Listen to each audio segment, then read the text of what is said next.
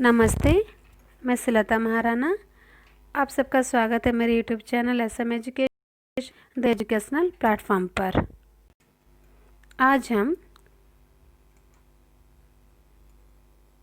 Important question answer के जो जून 2019 का जो क्वेश्चन है उसका प्रश्न 2 पर चलते हैं। जो प्रश्न 2 है, काव्य हेतु के संबंध में भारतीय आचार्य के विचारों पर प्रकाश। वाली वीडियो में हमने पाश्चात्य आचार्यों के विषय में प्रकाश डालिए पढ़े थे। आज हम भारतीय आचार्यों के विषय में प्रकाश डालिए का प्रश्नोत्तर करते हैं। तो काव्य हेतु संबंध में भारतीय आचार्यों के विचारों में प्रकाश डालिए। काव्य हेतु से तात्पर्य है वह तत्व या उत्पादन जो काव्य रचना का कारण है। काव्य रचना की सामर्थ्य प्रति नहीं होती है, केवल उसी व्यक्ति में होती है जो विशिष्ट प्रकार की प्रतिभा से संपन्न होता है। यही प्रतिभा काव्य का हेतु है। भारतीय काव्य शास्त्रियों ने इनके अतिरिक्त अन्य हेतुओं का भी उल्लेख किया है। जैसे दंडी, उन्होंने कहा है कि उन्होंने तीन जो हेतु कहा है। एक है नैसर्गिक प्रतिभा, यानी जो जन्म से ही मनुष्य के अंदर होती है। दूसरी है निर्मल शास्त्र ज्ञान, यानी शास्त्र का ज्ञान होना है। तीसरा है अमंद अभियोग, यानी अभ्यास। रुद्रट और कुंतक ने कहा है शक्ति यानी प्रतिभा, शक्ति प्रतिभा एक है। व्युत्पत्ति यानी उत्पत्ति और अभ्यास। वामन ने लोक यानी लोक व्यवहार, यानी लोक व्यवहार ज्ञान होना चाहिए। विद्या विभिन्न शास्त्र में विद्या और प्रकीर्ण के अंतर्गत।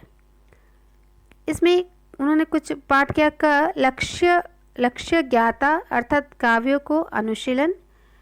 ख है अभियोग अर्थात अभ्यास। ग है वृद्ध सेवा अर्थात गुरु द्वारा शिक्षा प्राप्ति। अवक्षेपण अर्थात उपयुक्त शब्दों का चयन और तथा अनुपयुक्त शब्दों का अपसरण। उसके बाद देखते हैं और एक है प्रतिभा और अवधान अर्थात चित्त की एकाग्रता। इन आचार्यों के उपरांत सारग्राही मम्मट ने उक्त सभी काव्य हेतुओं को निम्नोक्त 3 काव्य हेतुओं में अंतर्भूत कर दिया है। पहला है शक्ति अर्थात प्रतिभा। दूसरा है लोक काव्यशास्त्र, काव्य आदि के अवेक्षण यानी निरीक्षण तथा अध्ययन द्वारा प्राप्त निपुणता। तीसरा है काव्य के मर्मज्ञ व्यक्तियों से प्राप्त शिक्षा के द्वारा अभ्यास। काव्य हेतु में प्रतिभा को सर्वोत्कृष्ट एवं कार्य हेतु माना है। प्रतिभा से तात्पर्य है काव्य सृजन की शक्ति, इसलिए प्रतिभा को शक्ति भी कहा गया है। इसके अभाव में उत्तम काव्य की रचना की नहीं जा सकती है। वह काव्य सृजन की मूल एवं बीज रूपा आद्य शक्ति है। प्रतिभा के 2 भेद माने गए हैं। पहला है कार्यित्री प्रतिभा जो कवि में होती है और जिसके द्वारा काव्य सृजन होता है। दूसरा है भावयित्री प्रतिभा जो सहृदय पाठकों में होती है और जिसके द्वारा वह काव्यार्थ को ग्रहण करता है, उसके मर्म को समझता है, उसका मूल्यांकन करता है। कार्यित्री प्रतिभा के 3 भेद किए गए हैं। पहला है सहजा जो पूर्व जन्म के संस्कारों से प्राप्त होती है। दूसरा आहार्य जो इस जन्म के संस्कारों से प्राप्त होती है तथा तीसरा उपदेशिकी जो तंत्र मंत्र देवी कृपा या गुरु की कृपा से प्राप्त होती है। संस्कृत काव्य शास्त्रों में प्रतिभा के कार्य पर भी विचार किया गया है। भर्तूंत ने प्रतिभा को नवनभो नमेश शालिनी अर्थात नई नई बात को भिन्न भिन्न शब्दों में स्वीकार किया है। उन्होंने उसे वस्तु निर्माण क्षमा प्रज्ञा कहा है। संस्कृत आचार्यों के प्रतिभा संबंधी मतों का अध्ययन करने के बाद डॉक्टर प्रेम स्वरूप गुप्त ने प्रतिभा के निम्नलिखित कार्य बताते हैं। पहला क्या, प्रतिभा कवि में नूतन कल्पनाएं जगाती है। दूसरा, प्रतिभा कवि को भावमग्न होने तथा सौंदर्य अनुभूति करने की क्षमता प्रदान करती है। तीसरा, प्रतिभा कवि की कल्पना को गोचर रूप देने के लिए चित्र विधान करती है। रमणीय बनाने के लिए उपयुक्त शब्द चयन, अर्थ योजना, अलंकार योजना आदि उपकरण जुटाती है। इस प्रकार संस्कृत आचार्यों ने काव्य सृजन के लिए प्रतिभा या शक्ति को ही सर्वोत्तम और अनिवार्य हेतु माना है। व्युत्पत्ति तथा अध्याय को प्रतिभा का परिष्कारक, उपकारक, पोषक और सर्ववर्धक हेतु कहा है। व्युत्पत्ति से तात्पर्य है वह निपुणता जो काव्य शास्त्रों के अध्ययन से प्राप्त होती है अथवा लोक व्यवहार ज्ञान प्राप्त की जाती है। इसे बहुज्ञता भी कह सकते हैं। इसके द्वारा सहज प्रतिभा परिपुष्टित होता है। इसके बिना भी काव्य रचना हो सकती है। अशिक्षित ग्रामीण लोकगीत के रचयिताओं की वाणी बिना व्युत्पत्ति के ही तो लिखी गई है और अध्ययनशील काव्य शास्त्र के ज्ञाता व्युत्पत्ति के होते हुए काव्य रचना नहीं कर पाते। कविता तभी हृदय ग्राहिणी होती है जब उसमें हृदय हो और लोक हृदयता के लिए लोक ज्ञान आवश्यक है। इस प्रकार प्रतिभा और व्युत्पत्ति का निकट का संबंध है।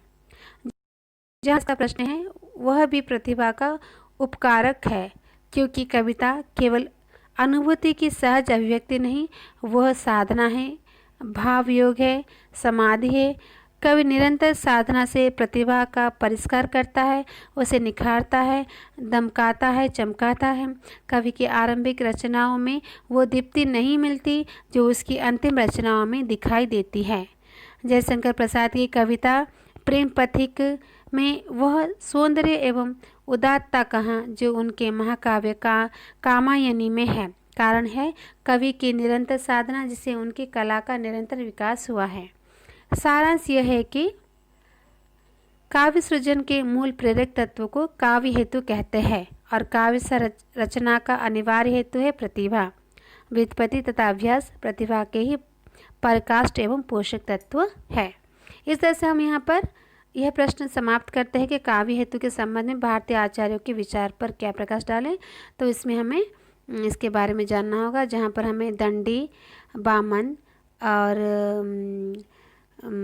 रुद्रट और कुंतक जी ने क्या मत दिया है, और उसके बाद जो प्रतिभा क्या है मम्मट के अनुसार प्रतिभा को 3 भाग क्या है, फिर कार्यत्री और भावयत्री जो प्रतिभा उसको बांटा गया है, उसके अनुसार इसे इस तरह से प्रस्तुत किया गया है। तो आप इसे बार बार पढ़िए, समझिए और बार बार पढ़िए, समझिए, समझने की कोशिश कीजिए, जिससे आप खुद से लिख सकते हैं, समझ सकते हैं। और इस तरह से आप मेरे इस चैनल को सब्सक्राइब कीजिए, बेल आइकन को प्रेस कीजिए और वीडियो को लाइक एंड शेयर कीजिए। और आपको कोई चीज़ की ज़रूरत हो आप ज़रूर मुझे कमेंट के ज़रिए बता सकते हैं। और आपको वीडियो कैसा लगता है, मेरी क्या कमी है उसमें, वो मुझे ज़रूर बताइए, जिससे मैं अपनी कमियों को पूरा कर सकती हूँ। और ज़रूर ही चैनल को सब्सक्राइब कीजिए, क्योंकि बहुत मेहनत करते हैं हम, एक वीडियो बनाने के लिए हमें बहुत समय लगता है। तो आपका एक सब्सक्राइब मेरे लिए बहुत बड़ी चीज़ है। तो 100 तक तो पहुंच गई, लेकिन मुझे 200 तक पहुंचना है। तो 200 तक का सफ़र आप मेरे साथ दीजिए और इसे शेयर कीजिए, सब्सक्राइब करने के लिए मेरी मदद कीजिए। धन्यवाद, नमस्ते।